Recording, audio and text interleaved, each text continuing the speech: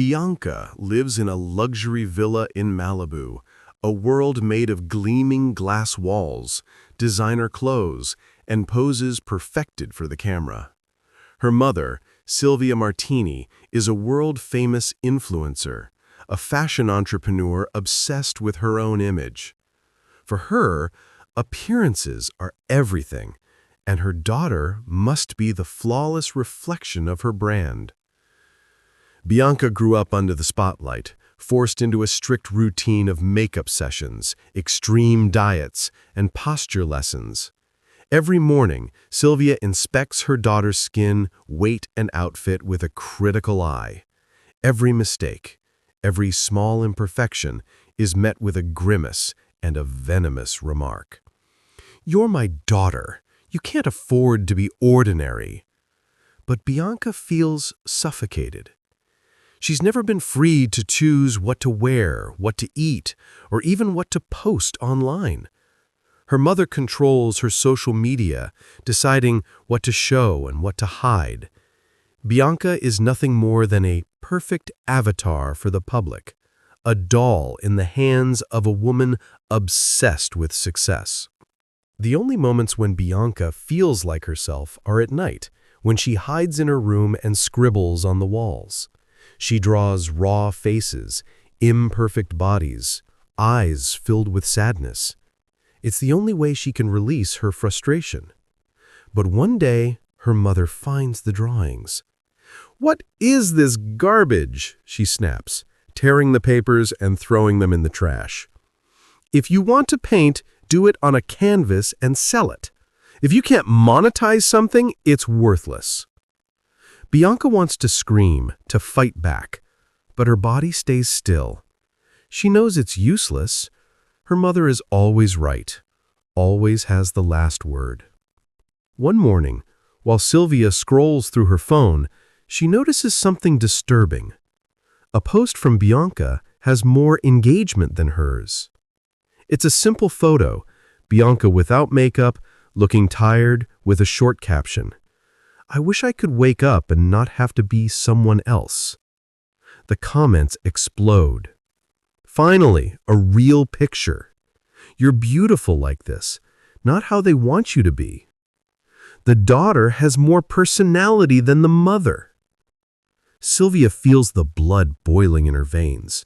Without saying a word, she grabs Bianca's phone and deletes the post. Then she calls her daughter into her office. Bianca walks in with a knot in her throat. She knows that look. "What were you trying to prove with that picture?" Silvia asks, her voice cold as glass. "Nothing." "Nothing? Do you have any idea how much damage you've done? I've built our image over years of work and you ruin it with one pathetic post?" Bianca lowers her gaze. Inside her, anger grows like a silent fire, but she holds it back.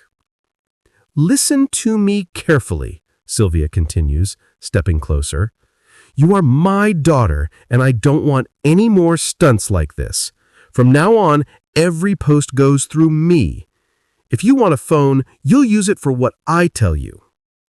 That night, Bianca locks herself in her room. She stares at the ceiling, feeling the invisible weight of her mother's expectations crushing her chest. Her reflection in the mirror looks back with empty eyes. Then she grabs her jacket, opens the window, and climbs onto the ledge. The penthouse is high, but she's not afraid. One jump and she lands on the fire escape. Another jump and the sounds of the city surround her. She runs. She doesn't know where she's going, but it doesn't matter. For the first time in her life, she's choosing. Bianca runs without stopping. The city lights wrap around her like the beams of a stage, but this time no one is watching.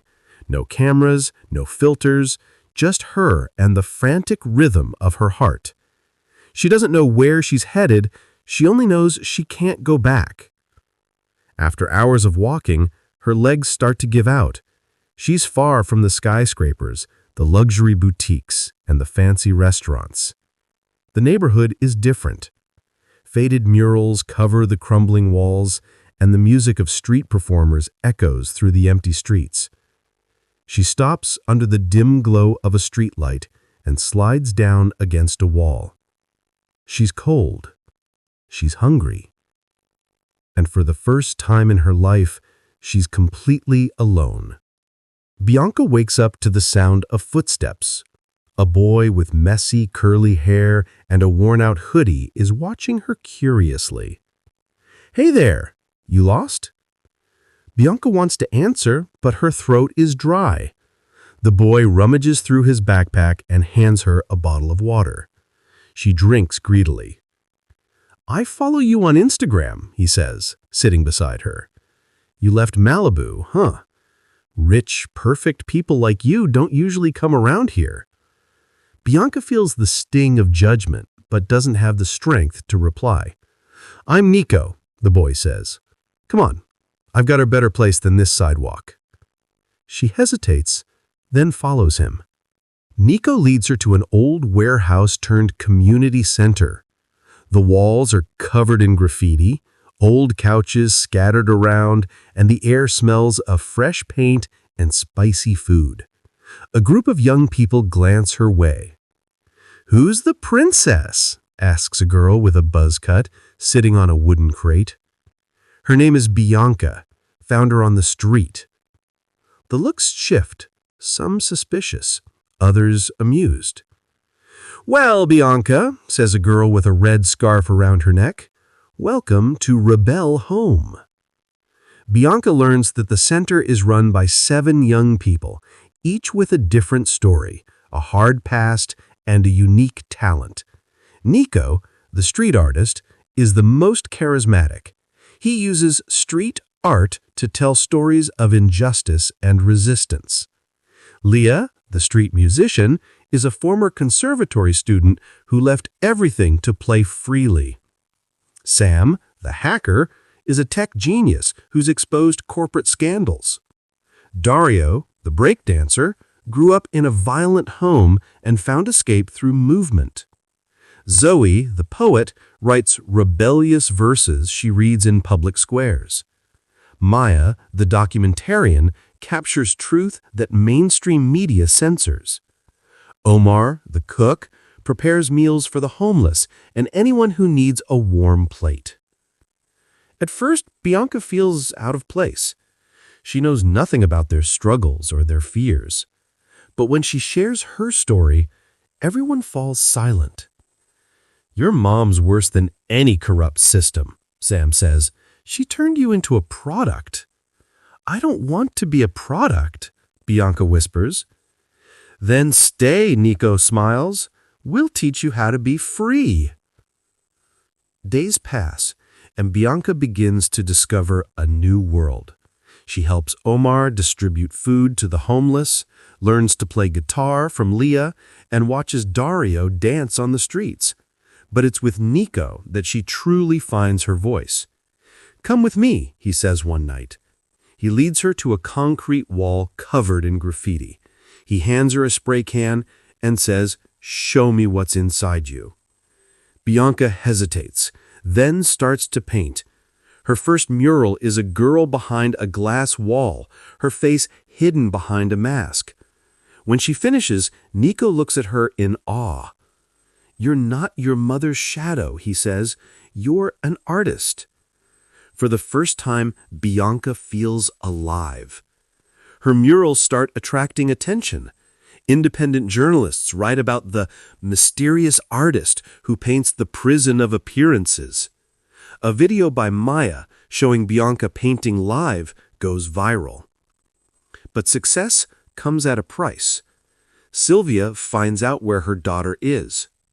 One night, while Bianca is alone in the warehouse, her phone rings. It's her mother.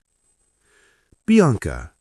Sylvia's voice is calm, but sharp as a blade. "You look ridiculous. A poor little girl pretending to be a rebel. Come home and I'll forget this embarrassing phase." "I'm not coming back." "Oh, you will, or I'll destroy you." The next day, disaster strikes. A video surfaces online, Bianca talking with the others at Casa Ribelle, but the audio is edited. The clip makes her sound racist, arrogant, and cruel. The comments pour in. "We thought she was different. She's just another spoiled rich kid playing poor." Disgusting. She just wanted attention. "Shame on you, Bianca." Her friends at Casa Ribelle look at her with doubt. Some walk away. Maya tries to defend her, but the online storm is unstoppable. Bianca breaks down. She locks herself in a room, unable to fight back. Her new family is leaving her, just like her old one. Her mother has won.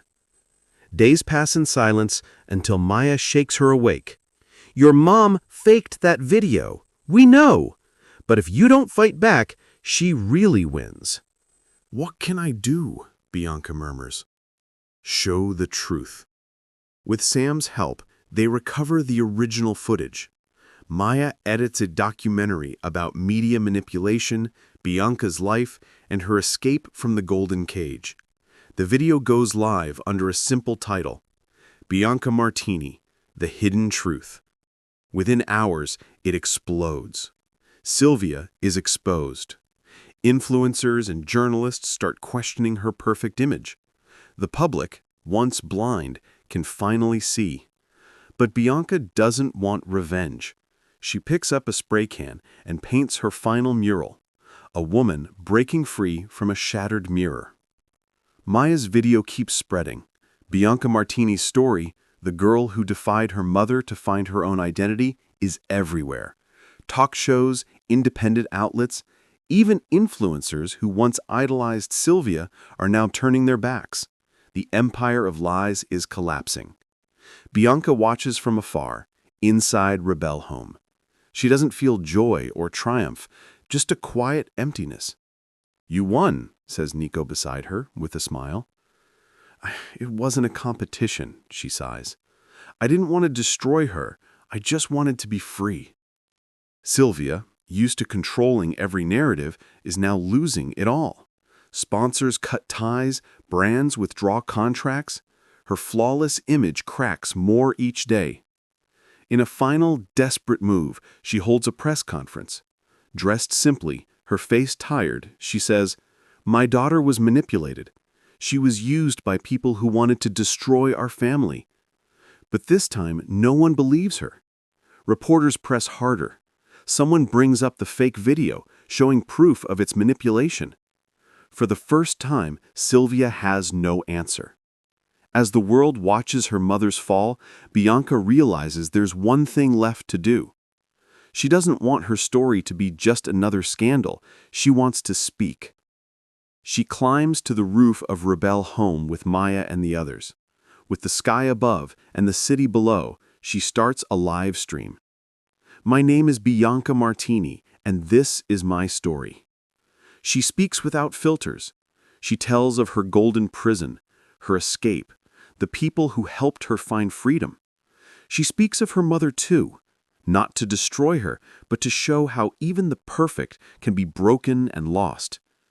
"I don't want to be a symbol or a viral trend. I just want to be myself, and that right belongs to all of you." The stream explodes. Comments flood in from around the world. For the first time, Bianca isn't just a face without a voice, she's a person. Later, Sylvia calls. Her voice is low, almost trembling. "Are you happy now?" Bianca closes her eyes.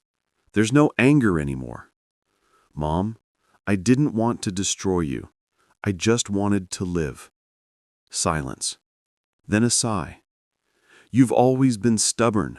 Maybe that's my fault." For the first time, Bianca hears her mother as a human being, not an icon. "I don't expect you to forgive me, but if you ever want to talk, you know where to find me." The call ends. Bianca doesn't know if she'll ever forgive her, but at least now their relationship isn't a script anymore. Bianca doesn't go back to Malibu.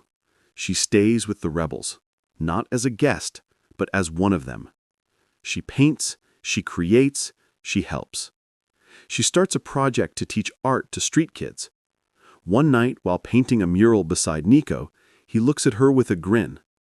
So, what now? Bianca gazes out at the city. Still chaotic, still full of illusion, but she's different now. Smiling, covered in paint, finally free, she whispers, "Now we live."